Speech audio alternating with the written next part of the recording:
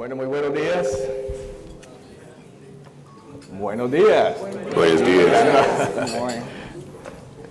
Bueno, lo primero que quiero, me toca hacerlo siempre, realmente, Mary, además de agradecer la oportunidad de estar aquí, agradecerle a la Fundación Comunitaria de Puerto Rico, a Revia, doctor Colón, a todo su equipo por la oportunidad, Irán. Siempre tengo que empezar por aclarar que yo soy pastor, pero de nombre, es decir, no tengo rebaño. Eso tengo que hacerlo justo ahora que estamos en tiempos en que los pastores despiertan pasiones extremas. Eso es muy importante. Pero no tengo ningún inconveniente con los diezmos, de manera que por esa parte puede estar tranquila. Le pido entonces allá apoyo que me proyecten unas imágenes.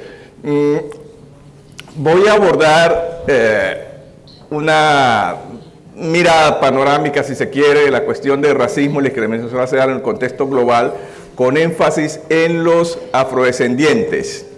Y para esos efectos voy a partir de tres premisas fundamentales.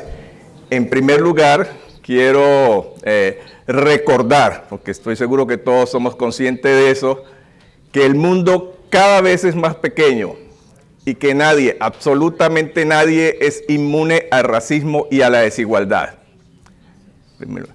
En segundo lugar, quiero recordar que los afrodescendientes fuimos víctimas de la trata transatlántica, de la esclavización y continuamos siéndolo de sus consecuencias. Una tercera premisa. Y en tercer lugar, quiero destacar que la desigualdad, sin duda alguna, es el principal desafío que enfrentan las democracias en América Latina. Bajo esas tres premisas, quiero presentar un contexto general, un marco conceptual y contextual, y luego detenerme en, digamos, algunos casos emblemáticos de racismo y discriminación racial contra los afrodescendientes, mirar la agenda global de los afrodescendientes desde una perspectiva histórica, también quiero abordarla, y hacer una referencia muy breve a la cuestión de los pueblos indígenas. Desde el punto de vista conceptual y contextual, hay un elemento, un aspecto que es de la mayor importancia en la conversación que nos convoca, y es la necesidad de abordar una narrativa, ¿sí?, que reconozca la importancia crítica que revisten las cuestiones de los afrodescendientes para el abordaje de muchos de los grandes retos globales. Si miramos la vigencia del racismo, de la xenofobia, de los discursos de odio actualmente, si hacemos esa conexión desde el punto de vista conceptual, bastaría quizás con recordar una frase que todos escuchamos o leímos recientemente del presidente Donald Trump para conectarnos con la conversación que nos ocupa. Ustedes recordarán que Trump en estos días, hace unas semanas, dijo: los inmigrantes están envenenando, ¿sí?, la sangre del país. Creo que esa expresión resume la vigencia que todavía tiene los desafíos del racismo y la discriminación racial. El racismo es decir, ese conjunto de prácticas, de teorías, de ideologías, ¿sí?, que enuncian una suerte de vínculo causal entre las características fenotípicas y genotípicas de individuos y grupos de individuos, incluido el falso concepto de la superioridad racial, ¿sí? Esa expresión de Trump nos recuerda que está vigente, ¿sí?, en un momento político, si se quiere, o geopolítico, histórico, donde algunos empiezan a hacer un paralelo entre 1933 y el momento actual, ¿sí?, para poner sobre la superficie la trascendencia y cómo, digamos, el resurgimiento del fascismo, ¿sí?, del nazismo, ¿sí?, hoy constituye un desafío de la mayor importancia para la paz y la seguridad internacionales. En ese contexto quizás es importante tener en cuenta, digamos, desde el punto de vista histórico, algunos momentos recientes. En el 2001 tuvimos la tercera conferencia mundial contra el racismo, la discriminación racial, la xenofobia y demás formas conexas de intolerancia en Durban, y parecía que la conciencia colectiva global en contra del racismo y discriminación racial se habría despertado y que este tema había logrado un punto importante en las agendas. Sin embargo, como recordarán, pasados apenas unos días se produjeron los atentados de las Torres Gemelas en Nueva York, ¿sí? Y la agenda, la geopolítica a nivel global se centró en la cuestión de la lucha contra el terrorismo. Tuvimos una década perdida, los primeros 10 años de este siglo se perdieron en ese contexto donde todo giraba alrededor de la lucha contra el terrorismo. Hasta la segunda década y particularmente después de los atentados que derivaron el asesinato de varios periodistas en el semanario Charlie Hebdo y todo este resurgir de el racismo y la discriminación racial acá en los Estados Unidos, digamos que se empezó a hacer visible.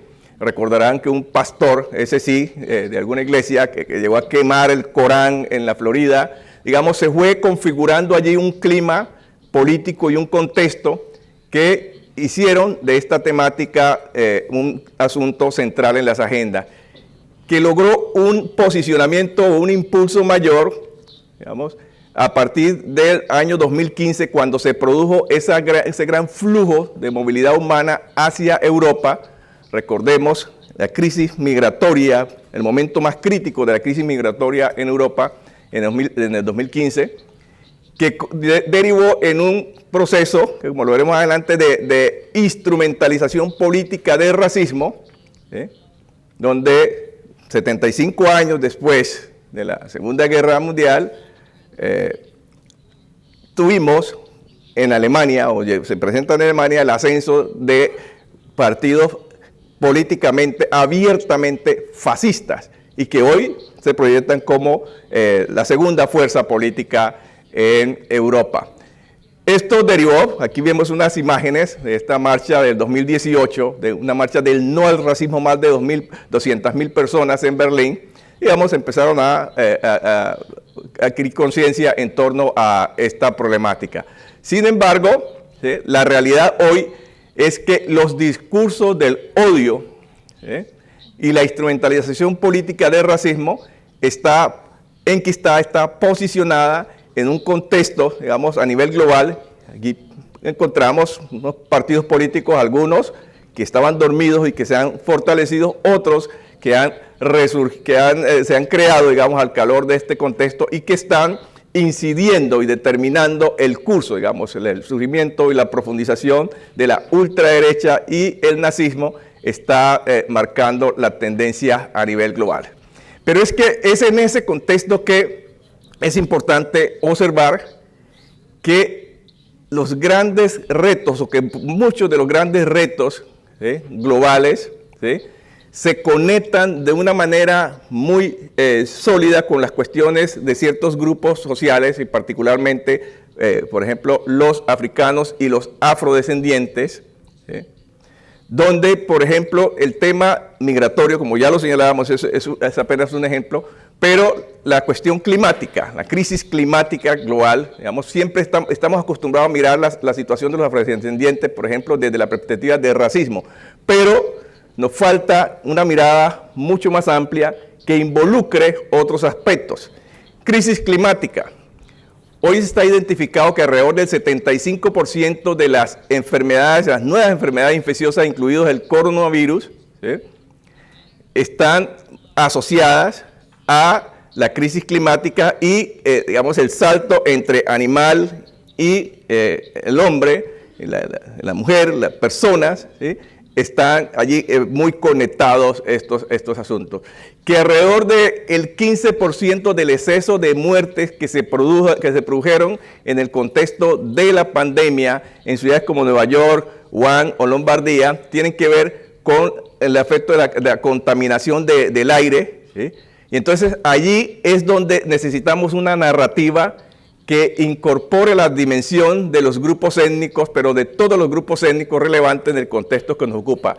Hay una conciencia colectiva global en torno al papel de la Amazonía y la conexión, ¿sí? Ese vínculo entre la diversidad biológica y diversidad cultural de los pueblos indígenas, pero se ignora, se desconoce el rol de los afrodescendientes. Por ejemplo, yo soy de una región en Colombia, el Chocó biogeográfico. Colombia tiene la segunda potencia en materia de biodiversidad del planeta.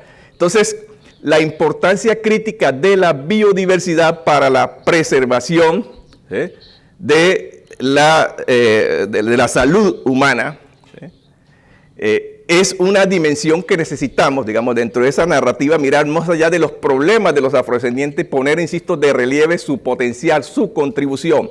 Y no hay una conciencia colectiva global en torno a este asunto. Quiero saltar, estamos ahora en la cuarta revolución, la revolución digital, y los impactos disruptivos de la inteligencia artificial en el ámbito de la desigualdad comportan desafíos de gran magnitud para todos los grupos discriminados, incluidos los afrodescendientes.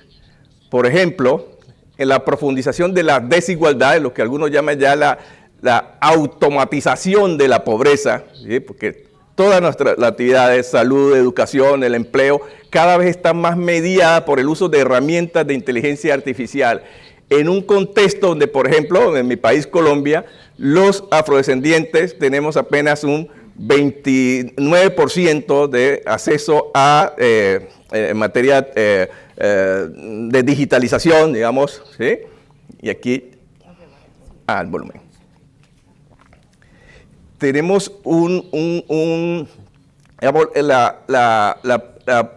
el acceso, ¿sí?, a la brecha digital en los pueblos indígenas y los afrodescendientes es realmente profunda, ¿sí? Mientras que en Colombia, por ejemplo, el 45% de la población tiene acceso digital, los afrodescendientes solo tenemos el 29%. Eso tiene un impacto directo que se profundiza en tiempos de automatización, ¿sí? La región de América Latina, en su conjunto, y si lo miramos desde el punto de vista regional, para el año 2023 tenía un retraso de alrededor de 120 millones de personas tenían que ser capacitadas en tecnologías para que pudieran estar medianamente a la par, y eso no ocurrió.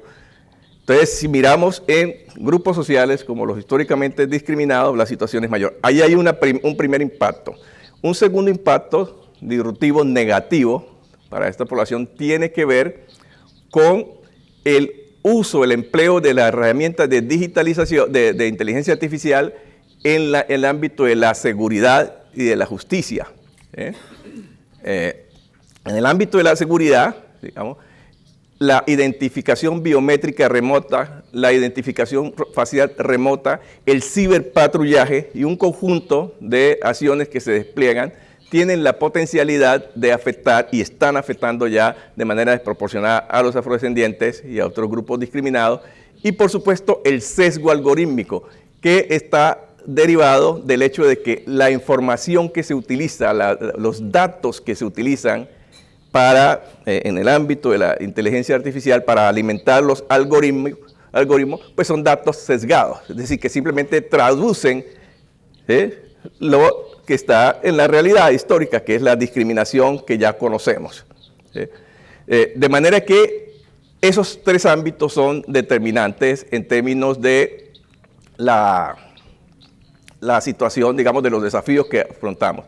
Ya el doctor Colón hizo referencia a los afrodescendientes, digamos, la población a nivel de las Américas. No me voy a detener en este aspecto, pero quiero, para ir cerrando, y sé que aquí se conoce muy bien la realidad de los Estados Unidos, ¿sí?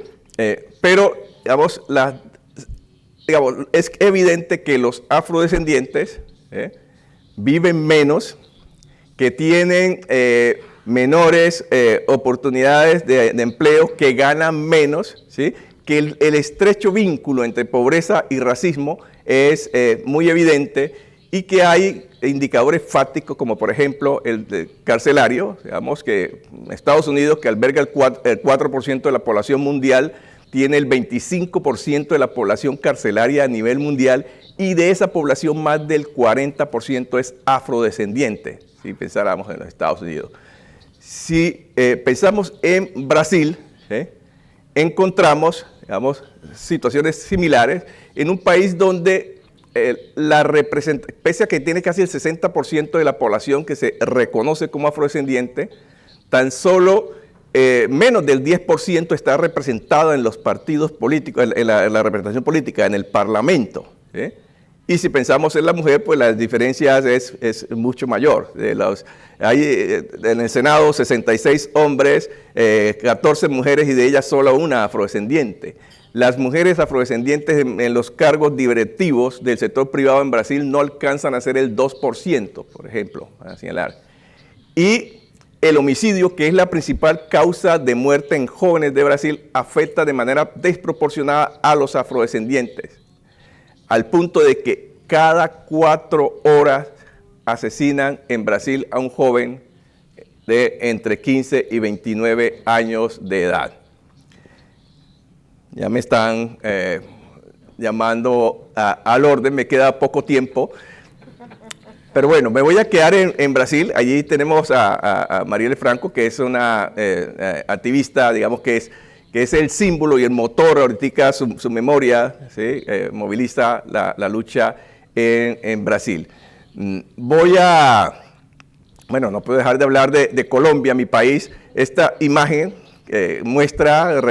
fue recreada para una revista, Mujeres de Alta Sociedad Económica en Colombia, decidieron colocar unas mujeres negras atrás para tomarse una fotografía para una revista, en un país donde está evidenciado que a iguales características de las personas, un afrodescendiente tiene un 75% más de posibilidades de estar en situación de pobreza que un no afrodescendiente, que un afrodescendiente tiene más de 140% más de posibilidades de estar en condiciones de miseria que un no afrodescendiente.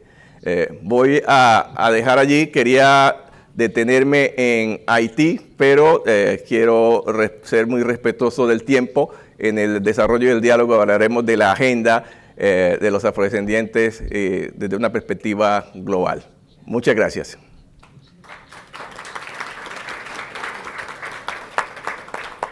Morning. I want to say thank you to my esteemed colleague in terms of the thoroughness of your discussion and presentation.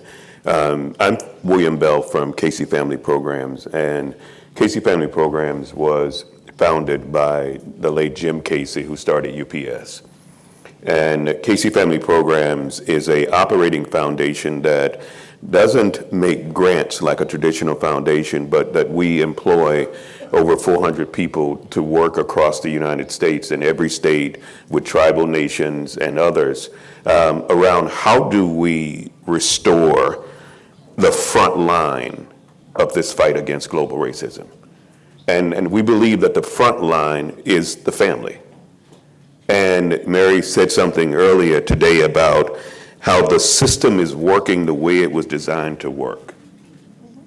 And one of the designs has been to reduce the capacity of families to recreate those in the fight. And the tool that has been used throughout the Americas has been something called family separation. And you will know it by many other names, but I want to speak briefly about how we approach this fight through the eyes and the hands and the lens and the capacity of building families. And, when I got up this morning, I could hear and I could see the water crashing against the shores of the beach. And my mind just went to what was it like when the first ship came over with the human cargo? And what they thought, what they saw, what they heard as they were forced into this new place of being. And I thought about the ships going across the Atlantic, coming into the Caribbean Sea, going into the Gulf of Mexico, going up the east coast of the United States, and just reflected for that moment that we are the family of that human cargo. That we are also the hopes and the dreams of that human cargo. And that when we think about family, we think about that group of people who were bound together because of a common ancestry, those group of people that are bound together because of blood, because of birth. But the importance of the family is that we are called upon to guard the psychological and the security that we need to succeed in this life. That as family, we are designed to teach our young people how to understand and how to deal with the political context, how to deal with the human relational context, how to deal with the other challenges that we will face in this lifetime. And our family is our link to the truth about our history and about our strength. Because the common discourse today, as my colleague was speaking about those statistics that impact us, and the common discourse is that there's something wrong with us. And that's why we experience the design. Our family is the foundation and the platform that was built for us to springboard into this life, but it was also built to teach us how to build the pathways of those who will come behind us. And as family, and I speak to all of us, as family, we are charged with a never-ending responsibility and obligation to secure the well-being of all of our family. It is not just the Black community in rural Mississippi, where I've come from, but it is the family across the Americas. And together, we are charged to continue the fight that was started at the first kidnapping. We're charged to continue the fight that began with the arrival of that first ship in 1619 in the U.S. in Virginia. We are charged together to continue to fight for our true freedom, to continue to fight for our collective healing, and to continue to fight for our collective hope. None of us sitting in this room should be considered separate from anybody else sitting in this room. But when I talk about the fight, I talk about something that Pablo Freire talked about in the Pedagogy of the Oppressed. That there's something that happens between the oppressor and the oppressed. And there's something that happens within the oppressed because of what the oppressor has fed them. But the fight is for those who have oppressed us and their descendants. But they are fighting for control. They want to maintain control. The math no longer works in their favor. The browning of the Americas threatens them, it angers them, and it causes them to be afraid.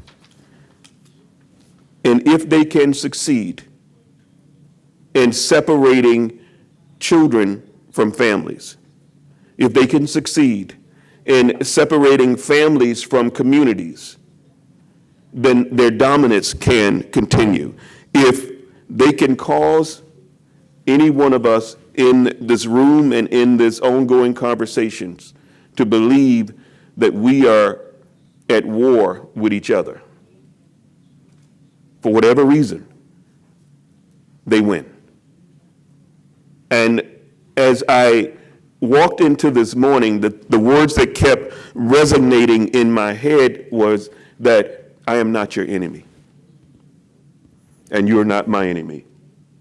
You're my brother and my sister. But this tool that I want to speak briefly about has been in play for over 405 years. And I'm talking about in America, in the United States, in the upper 50, as Susan mentioned earlier. And I'll touch on 6 variations of the same tool, because the tool is just simple. If I can break down the connectivity between families, I can cause the youngest to be the most vulnerable, and I can pick them off through deception, through the lies that I feed them, and I can disconnect them from the strength that prepares them for the fight. Yes. But if I can separate the youngest from their family, then I can continue to control them with the lies, and I can prevent the family from preparing them for the fight. And the first family separation tool is from the period of enslavement, where descendants of the kidnapped were bought, sold, and traded as property. And it is estimated that from 1701 through 1801, more than 7 million individuals were bought and sold as property, breaking ties from the history when Nelson talked about his descendant, his lineage last night. How many of us know our lineage? How many of us can brag the way some people in this world can about how far back they can go? It is a product of a design. And I'm going to read you this about family separation. Family separation is the long-standing policy and practice of disrupting, disconnecting, and destroying the family bonds as a tool to control, dehumanize, and restrict the human capacity to thrive for segments of the population that have been deemed as other or not deserving of humane treatment by those in power. Intentional. The period of enslavement from 1619 until today. We were bought and sold until 1865 with the signing of the 13th Amendment, and those of us who understand the 13th Amendment did not end enslavement. It simply changed the context and changed the avenues through which the dominant culture would continue to enslave. The second, Indian boarding schools, the indigenous population in the United States. From 1819 through 1969, the U.S. government forcefully removed children from Native American families and tribes and placed them in government-run or government-paid-for boarding schools that were designed, and this was their quote, "We will kill the Indian inside of this young person and save the man," as though that is possible. But the design of family separation paid its toll, and many of those children who were taken from their families never came home. Many of them have been found buried, their bones buried on the properties where these boarding schools were that were paid for by the U.S. government. The third category, foster care. Foster care was a system that was created over a 2-year period. Think about it, how the government of the United States could create an entire system in 2 years, when it takes 7 years for them to even consider what they might want to pass about any kind of a law. But in 2 years, they created a system and funded it. And the design of the system was to refuse to give black women the same government-funded support that they were giving to white women since 1935. From 1960 to 1962, they created this foster care system, and by 2006, there were over 500,000 children taken from mostly black and brown families in the foster care system in the United States of America. The fourth one, mass incarceration. In the early 1970s, there were 360,000 people incarcerated in the United States of America. Today, there are almost 2 million. From the early 70s until today, there are almost 2 million. And of 14% of the U.S. population that are black, 33% of the population that is incarcerated is black. And 46% of the people that are incarcerated who have been in jail for more than 10 years, 46% of them are black. Deportation. In the 105-year period from 1892 to 1997, 2.1 million people were deported. And a large focus on deportation has been men taken from their families so that they can no longer play the role that the dominant culture brags about, which is what my father taught me. Design. And to listen at the numbers, 2.1 million from 1892 to 1997.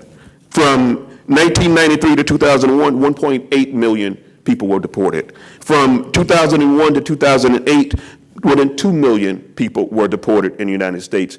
And then 2008, Bush signed a law that added $2 billion to the coffers for the Homeland Security to emphasize detention and deportation. And therefore, when you hear that under President Obama, 3.2 million people were deported, it sounds as though this black man came in and decided, I'm going to take your children. But in actuality, the laws were already stacked, because when he started is when this new law started. And think about the numbers of men who were taken from their families over that period of time. And then finally, family separation of asylum seekers at the U.S.-Mexico border. In 2018, the 45th President of the United States of America, by executive order, declared that the government could forcibly rip children from their parents who were seeking safety from the challenges in their homeland and separate them. And some of those children, as I sit here with you today, have not seen their parents since that moment. The design is working, but we've got to strengthen the families to take their rightful place on the front line of fighting global racism. Thank you.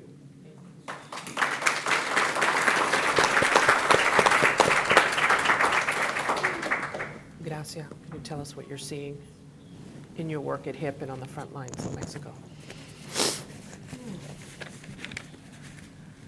Creo que todos necesitamos, no sé si se Sí, escucha. sí.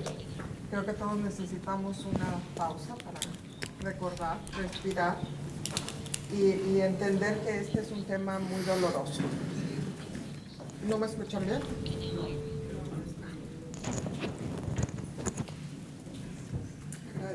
Gracias. Creo que sí. Ya. Gracias, doctor Ben. Gracias, pastor, por ponernos y centrarnos en esta conversación en un tema tan complicado, tan complicado y tan doloroso. Y yo quisiera platicar un poco de la experiencia de Hispanics in Philanthropy, en particular con el tema de comunidades migrantes. Y primero, pero antes de eso, probablemente recordar que ahora mismo es el momento donde hay más movilidad a nivel global. O sea, nos estamos moviendo, cerca de 300 millones de personas viven en lugares que no son sus comunidades de origen. Entonces, empecemos por ahí, volteemos a vernos, volteemos a reconocernos, que todos estamos viviendo un momento de muchísima movilidad. Sin embargo, también creo que es muy importante recordar lo que está pasando en la frontera y con estas comunidades migrantes, pero primero recordar quiénes son.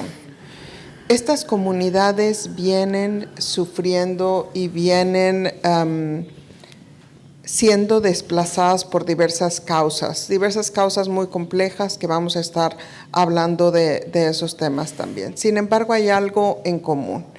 Y el punto en común es que sufren de un racismo sistemático. Los sistemas de opresión en los que viven, esos sistemas son parte de los que los están haciendo salir de sus países de origen.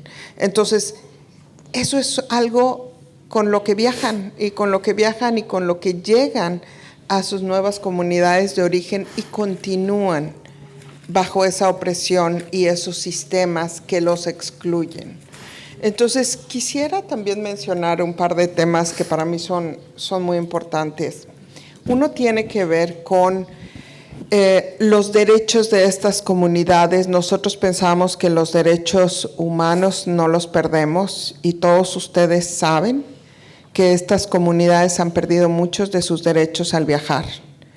Que no hemos sido capaces de proteger esos derechos.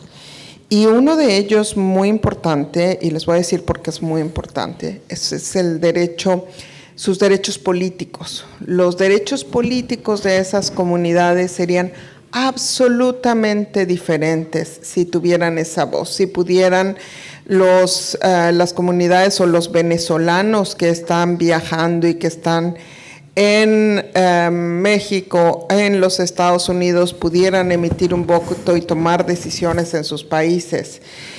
Si los nicaragüenses que viven en Costa Rica pudieran también tener una participación política en sus países. Entonces, ahí tenemos un área de oportunidad muy importante. Pero me voy a regresar un poco a esta parte que es muy dolorosa, digamos, de lo que está pasando en la frontera México-Estados Unidos, pero sobre todo recordar qué ha pasado en los últimos 100 años. 100 años no es demasiado tiempo. Hace 100 años las fronteras entre México y Estados Unidos eran casi abiertas. Los trabajadores fluían de sur a norte, regresaban a las comunidades de origen y todo fluía, digamos. ¿Por qué? Porque era conveniente, era mano de obra que llegaba, hacía ciertos trabajos y regresaba. Pero ¿qué sucedió después de esto? O sea, sucedieron en 100 años muchísimas cosas, pero una de ellas, y creo importantísimo mencionarlo, es que el sistema no avanzó y el sistema se cerró porque también es conveniente.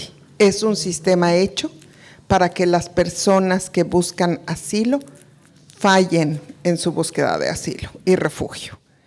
Y esa es la parte que debemos también de desmantelar desde la filantropía. Los sistemas están hechos para que estas personas no tengan éxito en su relocalización. Y eso es muy triste.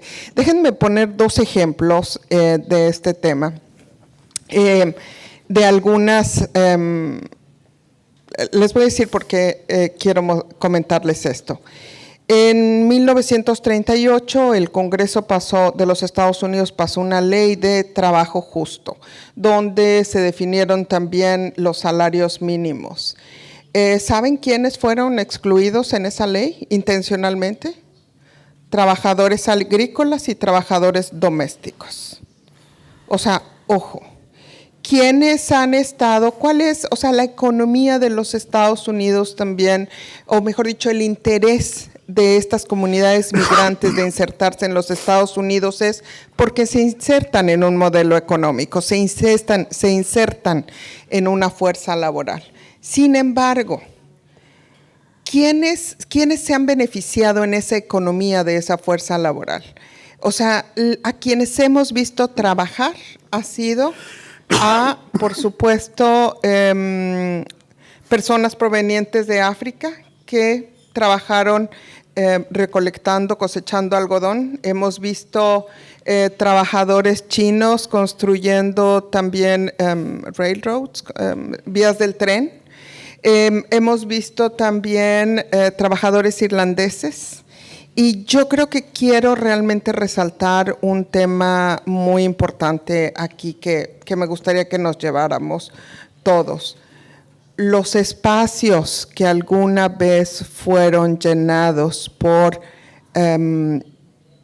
descendientes, African descendants, o por trabajadores africanos o esclavos africanos, que me cuesta trabajo decirlo, hoy son ocupados por migrantes. Y es enfrente de todos nosotros. Eso es el día de hoy, está sucediendo algo que queremos, está sucediendo y tenemos que tomar acción sobre ese tema. Nos preocupa mucho, pero nos debe de ocupar. Nos debe de ocupar las leyes laborales donde todas estas personas, también si ustedes van a México, los invito a visitar quiénes están haciendo los trabajos que no son pagados, que no tienen, que no son bien pagados, que no tienen ninguna prestación, los trabajadores haitianos y los trabajadores venezolanos, que están detenidos en México, que están en procesos migratorios que duran hasta 4 años, donde deberían de permanecer en la misma ciudad.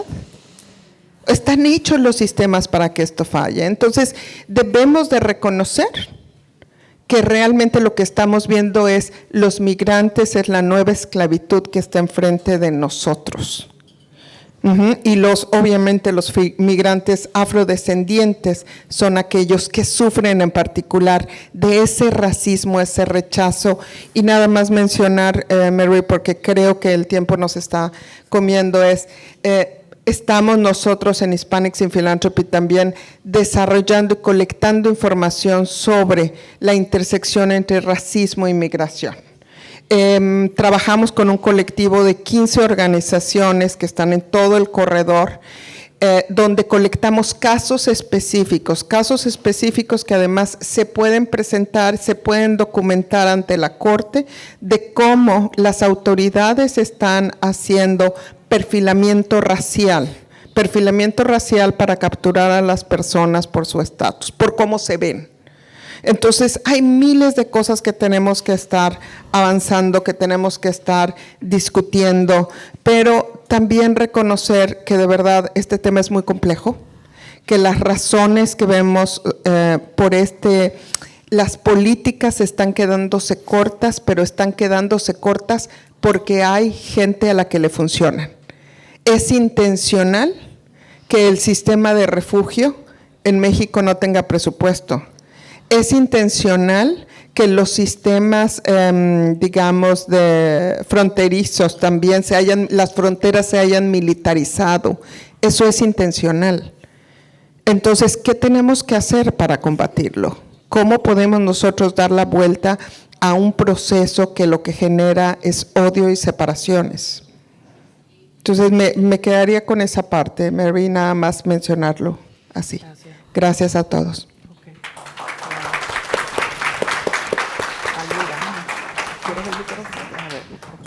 ¿Funciona esto? ¿La oyen? ¿Me escuchan bien? Okay. Good morning and welcome to Puerto Rico. I think the Puerto Rican in the group. Thanks for inviting me, and it's a pleasure to share this panel with all of you. I'm going to try to bring some kind of summary and raise some issues that I think are important for this conversation. But the first point I want to make is that this is a very long struggle. It's not starting now. And we are building up on those blocks. From the time of Marcus Garvey, in our case, we always have to raise the issue or recognize Arthur Schomburg, but there have been many struggles that started building this process. Also, we are building upon the blocks that the whole Durban conference started to construct. But not just Durban, it was the conference in Santiago, Chile, the preparatory conference of the Américas, that really pushed forward the issues of peoples of African descent. I don't know, maybe one person here was attending also the preparatory conference in Geneva when we were getting ready for Durban. You'd probably be surprised to learn that the topic of peoples of African descent was not on the original agenda for Durban. We really had to fight to include that topic in the agenda of the Third World Conference Against Racism. I mean, nothing have come for free, and we have to work a lot and fight for it. Also, after the Durban Conference, there were many institutions throughout Latin America that were built to advance and protect our rights. And most of them have disappeared in time because the politics of those countries, of Brazil, of Honduras, have not sustained those institutions. So we really have to keep that in mind so we can continue struggle and continue with the agenda that was built in Santiago, in Durban, in La Ceiba, which we will all work in drafting a proposal for the transformation for fight against global racism and white supremacy. So that is something I want to really raise here this morning. Secondly, we have to look at this process of white supremacy as a historical process that starts, as they'll share with us, from this colonialism, from the slave period, but also from the period of labor migration. Many of the big infrastructure in our region was built by labor, people that was imported from other parts, mostly from the Caribbean. And also it was not imposed in that same manner in the Americas, but the apartheid system is also part of the whole system of segregation and discrimination. And now we are dealing still with forced migration and systemic racism. Why I'm raising all these issues is because there is a continuing system that maintains those pillars of inequality, of oppression and exploitation. And we cannot think that because a law was approved to ban or eliminate apartheid or create civil rights that everything is overcome, everything is fine. No, we have to constantly be protecting those rights and advancing along those lines of equality. There are many indicators of those inequalities, and some of them have been raised here by my previous colleagues. For example, everywhere when we look at the index of inequality and poverty, global indexes, we're gonna find always that people of African descent are on the top list. Actually, it is very sad that still this day, the highest index of inequality, of global inequality, is still South Africa. So the consequences of the apartheid have not been overcome, quite the contrary. It is the most unequal country on earth. And the whole southern region is part of that. But the fifth or sixth country in that list is Puerto Rico. So very few people are aware of that, the high inequality that exists in Puerto Rico. So poverty and inequality are some of those today's outcomes of the inequalities that we've been talking about. So colonialism still persists. All these inequalities are still present today. That is manifested in many other ways: unequal access to education and employment. And though now it's very sad in the United States, and this is something that all of you should take care as a priority, the whole question of diversity, equity, and inclusion policies, that still is a critical issue to assuring equal access to education. And those policies' goals are just to achieve that. And now they are being undermined, in some cases abolished. In some states, you cannot really have diversity, equity, and inclusion programs. But there are still critical goals or challenges. The same thing had to do with employment. Too often, economists talk about unemployment rates and don't talk about informal economy. In many countries, most of our people are located in the informal economy. And though there are places like here in Puerto Rico, when our governor is bragging that we have the lowest unemployment rate in history, he's not making any reference to the fact that we also have the lowest employment rate. That is, that the majority of the people are out of the labor force, with all the consequences that are associated with not being part of the labor force. So it is something that we find in many countries, that our people are the ones who are concentrated or have higher rates in the informal economy. That means not only your salaries are lower, but you don't enjoy any health benefits, no retirement benefits, etc. So these are historical trends that will be affecting our population. In terms of racial profiling and the justice system, we are most likely to be victims of that system of racial profiling. In the case of George Floyd to happen, it brought to our memories the many cases of police brutality in Puerto Rico, like everywhere else. That's why it resonated so much, because everybody knew or have experienced that kind of brutality. So it is something that is very common. I have asked many young people in Puerto Rico, young black men, what is their experience with the police, and it's the same experience. They are always assumed they are doing something wrong, and they're always very cautious when they come in contact with police, and this is part of a common experience. The same thing had to do with the judicial system. The black people are more likely to be found guilty and serve time in prison. Now, it is sad, in Puerto Rico, there's a very big problem with data collection on race. We have a statistical system, but for a policy that has been there for a long time, the government of Puerto Rico has resisted including the racial variable in the data collection. Forced by the United States and the census, there have been some progress in that line. But for instance, the prison system conducts a census like every year of the population. So we know how many men, how many women, how many gay people are in prison, but we don't know how many black people or peoples of color are in prison, because they do not collect that data. However, as a member of the Civil Rights Commission, we used to visit all the prisons in Puerto Rico, and it was evident the overrepresentation of black people in the prison system in Puerto Rico. And every socioeconomic variable, we're gonna find those inequalities. So race is a major factor in inequality, not just in Puerto Rico, but globally. And the same point that someone was raising about the question of climate change and migration. The vulnerability to climate change is greater among our communities. I say Maria, Irma, Maria, there's two 17 hurricanes that damage so much in Puerto Rico. Some people recover relatively quickly, but our communities took longer to recover, and some still haven't recovered to this time.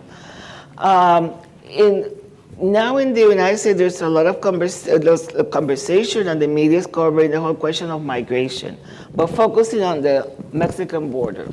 There is little talk about the migration waves in the Caribbean. Those migration routes within the region, mostly of Dominicans and Haitians. And I just want to share one story. When Dorian took place, when Dorian hit the Bahamas, very few people were aware of the fact that that is the major route of Haitian migration to the Bahamas. We don't know yet, to this day, how many Haitians died in that process. So, I mean, we have to really revise our indicators, our measure, introduce the variable of race when we are dealing with all these issues and vulnerabilities. And how do we fund programs to address this issue is really critical, that we have to start introducing and forcing the use of ethnic differences, of racial difference, to really have a better sense of the nature and how great inequality is in the Americas and the critical role that race plays in constructing inequalities in our region. Thank you. Okay.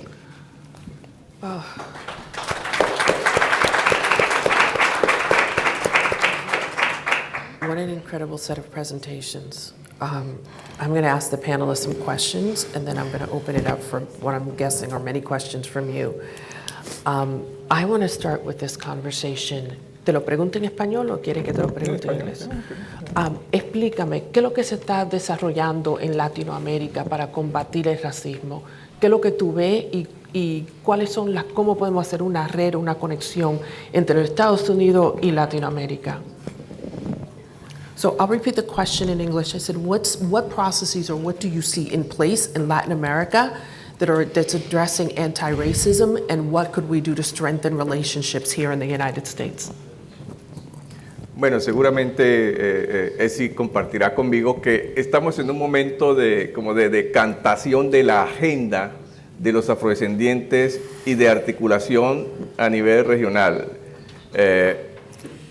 Hoy la agenda de los afrodescendientes está marcada por las reivindicaciones en materia de reparación. Es decir, tenemos una suerte, 3 generaciones de derechos de los afrodescendientes, 3 momentos de reivindicaciones. En primer momento, la lucha por la independencia y la libertad. En un segundo momento, el movimiento social afrodescendiente estuvo concentrado en las reivindicaciones orientadas al reconocimiento de su condición de sujeto colectivo, reconocimiento de sus derechos territoriales, a la identidad cultural, a la participación política y demás. Segunda generación. Hoy la tercera generación de derechos está concentrada en las demandas de reparación, es decir, la reparación del daño por la trata transatlántica y la esclavización. Hoy hay un entendimiento, ¿sí?, de que todo aquel que hace un daño está obligado a reparar, y hacia allá va enfocada la acción.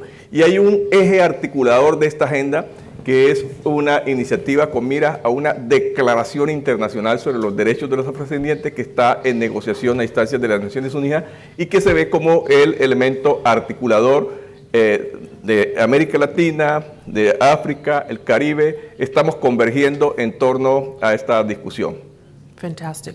So as we're thinking about this global push for reparations, recognizing that there has been some irreparable harm that has happened, and as the United Nations sort of becomes the global umbrella for this movement, my question is to you, Bill. How does the pillars that you've described fit into that, right? As we're thinking about the way the system has really been designed beautifully at all levels to sort of continue to oppress people, separate families, help us think about, like, what are the pieces that we need to be putting together, and how does your concept of the 5 pillars you've described, how might that fit into this global conversation? I think one of the important pieces is ensuring that the pathway for this conversation is direct. And sometimes we rely on the historical pathways, the UN and other gathering bodies, to carry on this conversation. But as we sit in this room across the diaspora, and we can sit face to face and hear from each other, I think being able to educate the masses on the commonality that exists in this struggle. Sitting here today and hearing that Colombia, Brazil, Puerto Rico, and other places are going through the same things that we've gone through in the continental United States. And that's not necessarily the common conversation. So I think a major piece of it is, as Nelson talked about, us being the largest population, but we don't fully comprehend how similar our journeys have been. So I think it is a critical component of this to be able to expand this conversation in a way that the common everyday people are recognizing the collective power that we have.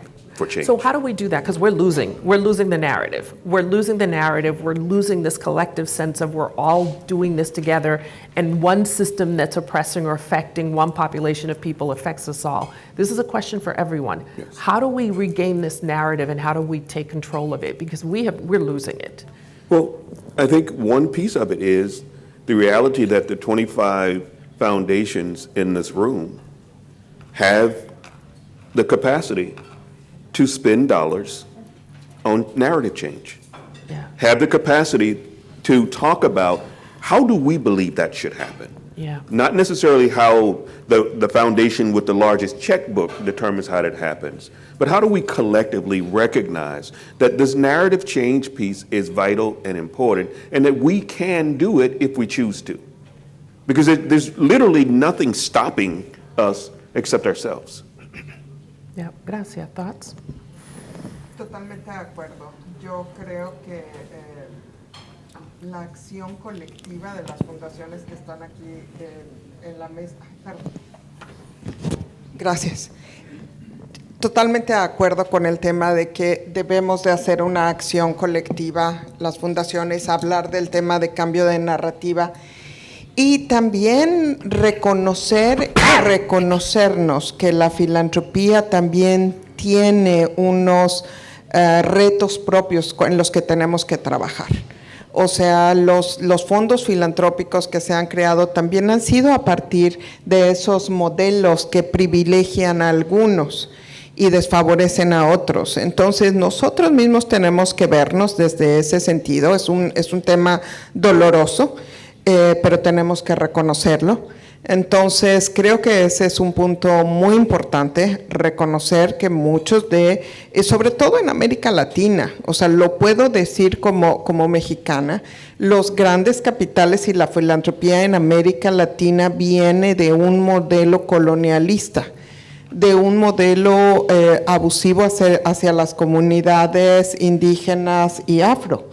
Entonces, ahí es donde tenemos que poner el dedo en la llaga, tenemos que hablarlo, y déjenme decirles que muy orgullosamente Hispanics in Philanthropy, desde su oficina en México, creó un working group de filantropía y racismo. Sentamos a los filántropos de México a discutir filantropía y racismo y cómo sus prácticas pueden o no, o sea, mantener ese racismo o combatirlo, desmantelarlo. Entonces, esas conversaciones en América Latina son muy necesarias. A veces no las tenemos. Entonces, creo que podemos aprender mucho. Creo que podemos compartir mucho. Y el otro tema que para mí sería un gran sueño sería también traer a otros sectores que no es solo el sector de la filantropía. Si hablamos de un tema global, nosotros somos un sector privilegiado en muchos sentidos. Pero ¿cómo traer a otros a estas conversaciones? ¿Cómo traer a la filantropía corporativa para que el tema fluya en las corporaciones? Creo que ese es el siguiente reto. Yeah. So I'm hearing something interesting is that many of the foundations that have built their wealth on the same systems of oppression actually have a responsibility to use some of that wealth to dismantle some of the very things that, some of the systemic racism that we're talking about here. No, certainly that would There's be an a form of irony here. reparations. I certainly quite Yes. ironic. But in pursuing the point that Gracia was making, there's a lot of work going on right now throughout the whole region fighting racism. There are many organizations that are working against racism, but they don't have the resources or the political power to continue and sustain those efforts. It is important to bring them into the table and to be part in designing those plans, because foundations by themselves would not be able to really have a good understanding of what the needs are, also but what the resources are already available. So you have the opportunity of really supporting struggles that are advancing the rights of people in place. So that is very important that you really open up to include all those organizations into this table. You know, I would just, on this multi-sector angle of the conversation. So we talk about a 5-sector collaboration as optimum. Government, business, nonprofit, philanthropy, and the 5th sector, which is the sector of the people. The people who live this every single day, the people whose lives are dependent on what we do. And we spend too much time in isolation because philanthropy deals with philanthropy, because we don't want to be bombarded with requests for grants. But it's not about the grants that you make, it's about the grants you don't make. And how do we open the door so that says we can all sit at the same table and we can all bring our different perspectives to the same conversation. And one of the most difficult sectors to bring in, the business sector. Yeah. Because they have become rich off of inequality. And we in philanthropy, we grant out monies that were built up because of inequality. And so the question is, are we willing to have a conversation about the truth? Not my truth, the truth. So how do we start that conversation? We just did. Yeah. How do we take it back? How do we take it back? How would you take it back? We are each in a powerful position Yeah. to speak and to decide who we will speak with, who we will make sure that if I look at the table and I don't see them, I will find them to make sure that their voices are represented. We can control that, Yeah. but we have to decide to do it. Because there's a group that does not want to see that happen. Yeah. And we have to decide that nothing will stop us. Yeah. So I know when I was in philanthropy, I focused on climate change. And one of the big things people say, well, you do climate change. And it's the point I think all of you have made. It intersects everything. It intersects health, it intersects access to work, it intersects opportunity, all the different points. And so if you are in a foundation, you think about, I don't care what area you're in, how does your work intersect with what we're talking about today? I want to open it up for some questions. See, questions from the audience. Tell us your name, where you're from, and then ask your question, please. Yeah, I'm Saul Anderson. I'm from the Evanston Community Foundation, Evanston, just north of the city of Chicago. I thought it was really interesting, Dr. Bell, when you talked about the systems that have separated our families. Coming from Chicagoland, I would probably also add public housing to that as well, but I mean, we could probably add a dozen others.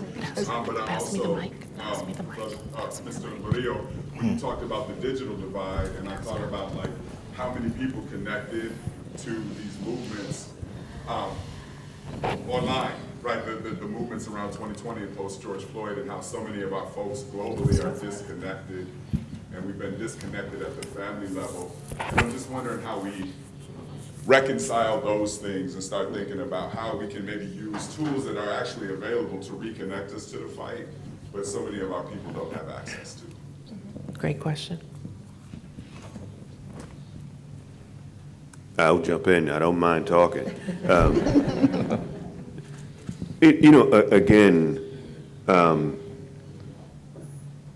So before coming into the field of philanthropy, I worked in the nonprofit sector, and then I worked in government, and then I came into philanthropy. And in the nonprofit sector, we relied on other people's money to help a specific target population, not helping everybody who need the help, but you're limited in what the money is given for.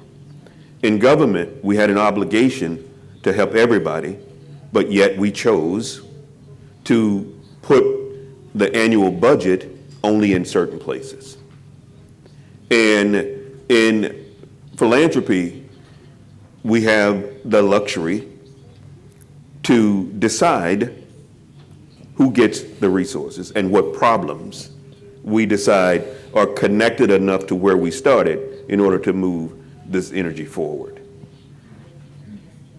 I again keep going back to, particularly on the philanthropic side, we are limited by what we choose to do.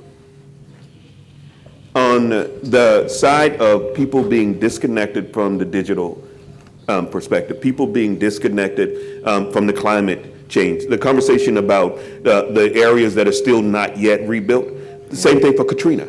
Yeah. There's still people that the design, Katrina exposed the design, which was to harm, if harm comes, the disproportionate amount of harm is going to be inflicted on one sector. And so Saul, to your point, your question, If 5 foundations in this room decided walking out of this room that we're going to put money into expanding the connectivity of populations, we know where the lack of connectivity is. It's not a mystery. If we choose to start it, then maybe we can find some businesses that will come with us. Maybe we will find some members of government, maybe not the whole government, but there's somebody inside of the government who will in silence say to you, I got you, but I can't tell them that I got you. But we've got to, it has to start someplace. And why not with us?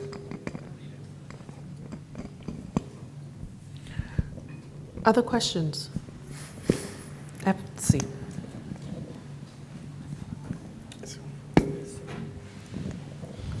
Primero que todo, muchísimas gracias por sus intervenciones.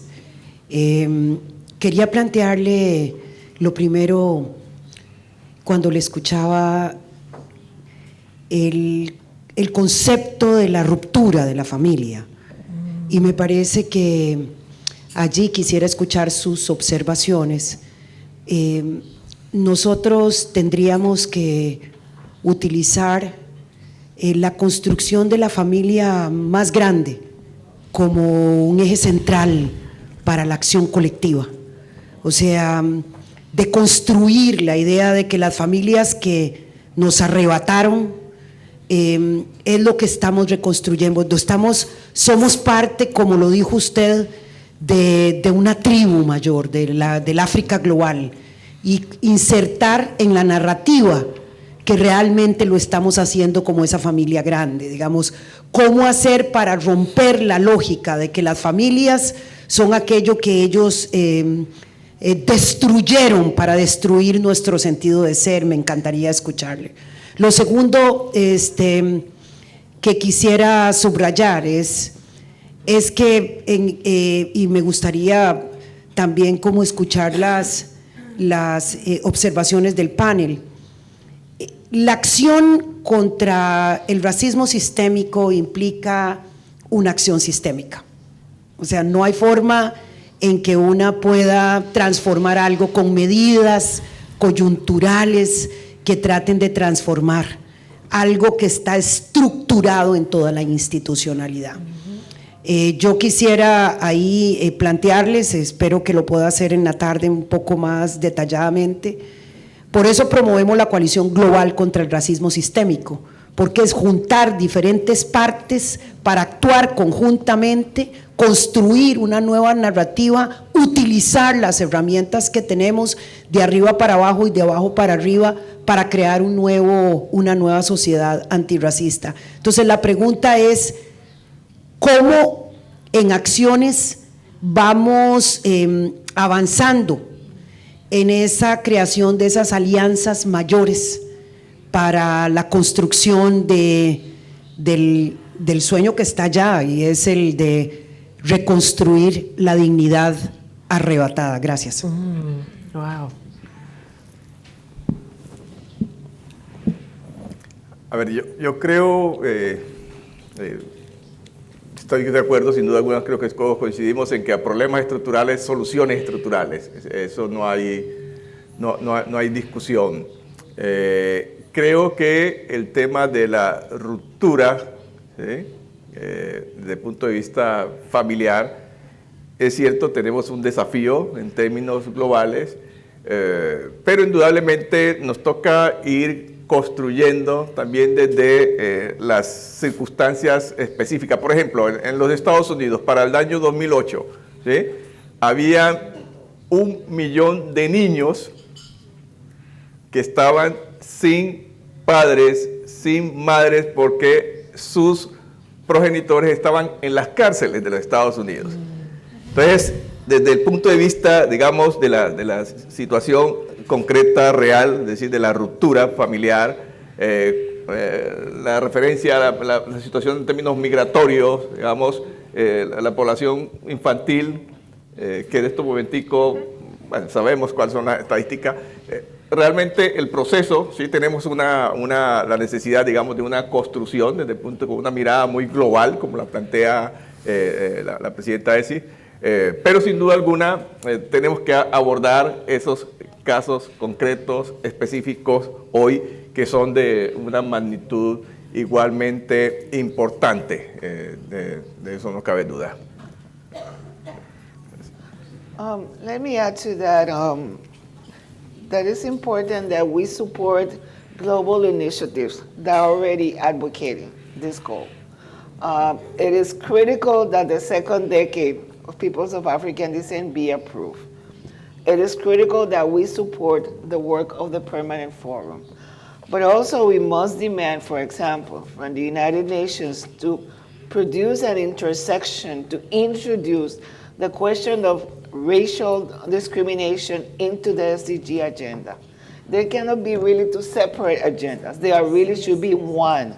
And so we are not going to progress. We're going to have sustainable development if we look away from racism. It is going to be an obstacle to sustainable development. So all those agenda, climate change, COP16 that will take place in a few months in Colombia, all those global agendas must have an intersection with racial discrimination, because those are going to be the main obstacles to achieving those global goals.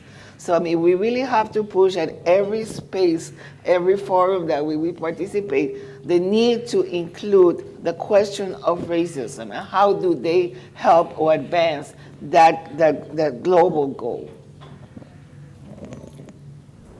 Gracias. Solamente reaccionar a la misma pregunta. Creo que no me escuchan. Voy a tratar de hablar fuerte, pero los traductores, ¿verdad? Sí. Okay. Sí.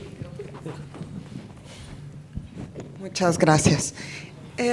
Solamente reaccionar a la pregunta. Y yo creo mucho en el esfuerzo global, y me da mucho gusto que la vicepresidenta de EPSI, la presidenta de EPSI esté en ese espacio global de Naciones Unidas, y que podamos realmente poner iniciativas así en el centro. Pero creo en lo global, pero también en la acción local. Para mí la acción local hace una gran diferencia. Ahí es donde las organizaciones de base están trabajando en el día a día y sufriendo de ese racismo institucionalizado o sistémico que nosotros hemos hablado, ¿no? Creo que también tenemos que elevar la voz, tenemos que hacer el cambio de narrativa y otra vez decir cosas que a veces nos incomodan. Hablar de este tema es incómodo. Decir temas, por ejemplo, que después del conflicto Rusia-Ucrania las puertas estuvieron abiertas para refugiados de Ucrania. Sin embargo, cuando hay un conflicto como el que hay en Haití, eso no sucede. Entonces, ¿por qué? ¿Por qué ese tipo de cosas siguen sucediendo y no llamamos la atención? Públicamente no decimos qué pasa, que son diferentes, no hay diferencia alguna, el color de piel y el idioma, esa es la diferencia. Entonces, esos momentos incómodos hay que seguirlos diciendo y hay que seguir trabajando también en lo local y en lo global. So I have a question for you, Gracia, and then I know there's some other questions. Several years ago, we saw thousands of children in cages, right? Yeah. And the global population, the American population, the African American population, there was no response, right? What did we miss? Why did we fail to connect the dots there? Yo creo que sí hubo una respuesta, quizás no efectiva, Mary. Okay. O sea, yo creo que hubiera, quizás mi opinión al respecto es, ese tema es un tema político. Ustedes lo saben. Ahora mismo está la discusión de lo que demócratas o republicanos ven y cuáles son sus reacciones a este mismo tema. Algunos hicieron una separación de familias y ojo, las administraciones demócratas también han separado familias, pero de diferente forma. Los niveles más altos de repatriación han sido en algunas de estas administraciones. Y después se separaron familias. Entonces, lo que sí hay que llamar la atención es los sistemas otra vez no están funcionando porque nos estamos enfocando solamente en este tema, no en las causas y no en lo que pasa después de la migración. O sea, ahí hay que tener mucho cuidado porque no termina. También hay otro tema que quiero llamar la atención sobre el tema de separación de familias, que ha sido de los eventos más desafortunados que todos hemos vivido. Además de que las familias siguen separadas, muchos de ellos y no se van a volver a encontrar, también es un tema que ha costado muchísimo en los Estados Unidos. O sea, el propio sistema tiene una repercusión importante. No pudieron reunir a las familias, hay niños perdidos en el sistema, que son historias de vida y son vidas marcadas terriblemente, pero al mismo tiempo también el costo. ¿Y a qué me refiero? A lo mejor este es el idioma que algunas personas quieren escuchar. No fue un buen negocio. Okay, we are out of time. We have one more question, and it has to be a really quick one. Oh my God, I see lots of hands. Okay, I'm right here in the back. Nope, a little louder. Ya. No, ya lo tenemos, gracias. Ya. Yeah. All right, really quick. Yes.